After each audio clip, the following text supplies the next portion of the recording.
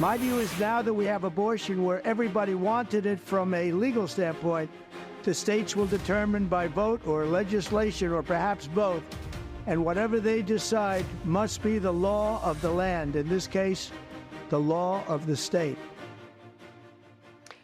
Welcome back to America Decides. Some Republicans are pushing back vocally against Donald Trump's stance that abortion should be left up to the states.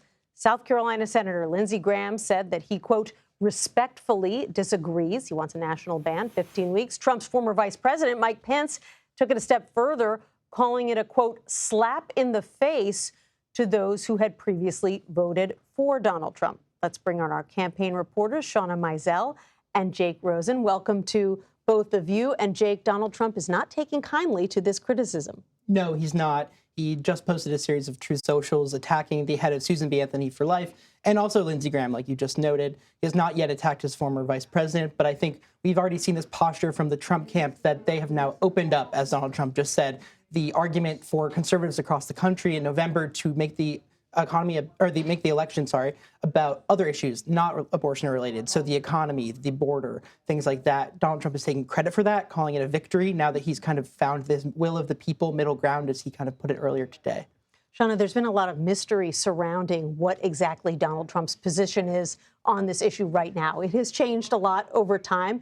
There's no guarantee that it will stay where it is. But basically, there had been some reporting by the New York Times that he was talking about the idea with advisors about embracing a national ban. Now he says he isn't going to do that. He made it clear in that video that he released that it's purely politics, that he thinks that Republicans can't win if they embrace this national ban. So what does it mean for him and his supporters? Why is he doing this now?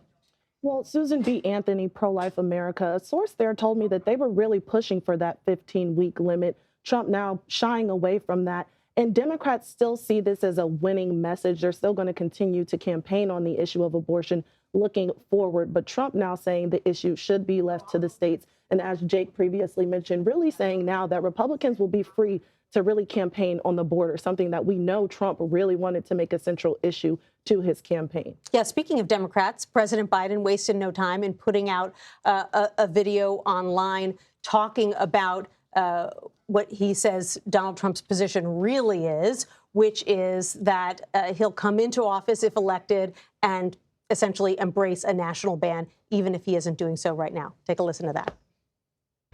Donald Trump just endorsed every single state ban on reproductive care nationwide. All across the country, women are being turned away from emergency rooms, or being forced to travel hundreds of miles or ask a judge just to get the basic care they need. That's Donald Trump's vision for this country.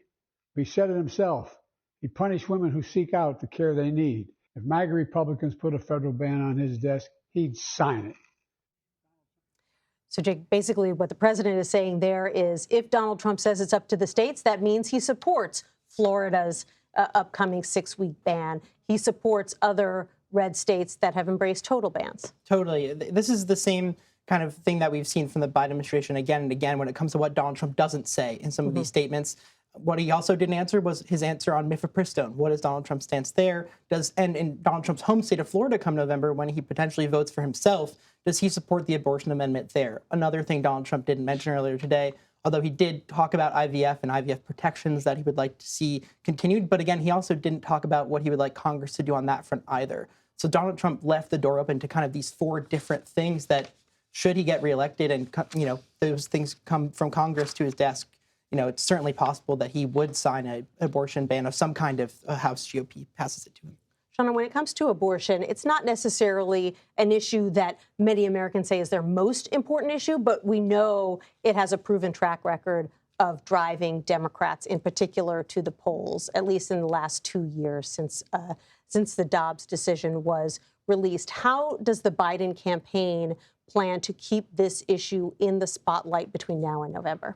So it seemed like the Biden campaign was really locked and loaded to give a response to Donald Trump's stance and announcement here today. They also came out with a campaign ad that features a woman that was impacted by the ban in Texas on abortion. Now, this woman said that she had to leave the state to get an abortion, and she also successfully had a pregnancy a year later. but she needed a DNC. And because that is a procedure regularly done with abortions, that equipment was not readily available to her. And so the Biden campaign is really going to be looking to amplify these personal stories of women and families alike that have been impacted by restrictive abortion bans. And they're also going to be going to battleground states where this could be a ballot measure this November, like Arizona, where you saw the vice president and the president recently just visiting there. And it wasn't just the president who came out today. You had the vice president speaking as well on camera. Jake, what does the president's position mean now for Republicans who are down ballot, who maybe disagree with him and wanted him to take a tougher line? Well, it puts the former president in a difficult spot, right? He has to appease kind of these evangelical leaders that he so often meets with and talks with and who were very vocal in getting him elected in 2016 the first time. But he also has to appease these kind of suburban voters like we're talking about, the people who might be more willing to vote for Biden just on this issue of abortion if it is their most important issue. I think the thing for Donald Trump is he's still going to campaign for some of these people in battleground states and counties, but whether he kind of entices them to kind of take the same stance he has, back away from the problem, let Democrats talk about it, and let the Republicans take the border, the economy, things like that, I think is yet to be seen. But we've kind of seen the Trump campaign already pivot to do that. You know, last week they were talking only about immigration and the border, while there were obviously a lot of these abortion measures and news going on that front. We'll see if he keeps this position or adjusts it after the blowback. Jake Rosen, Shawna Mizelle, thank you both so much. Appreciate it.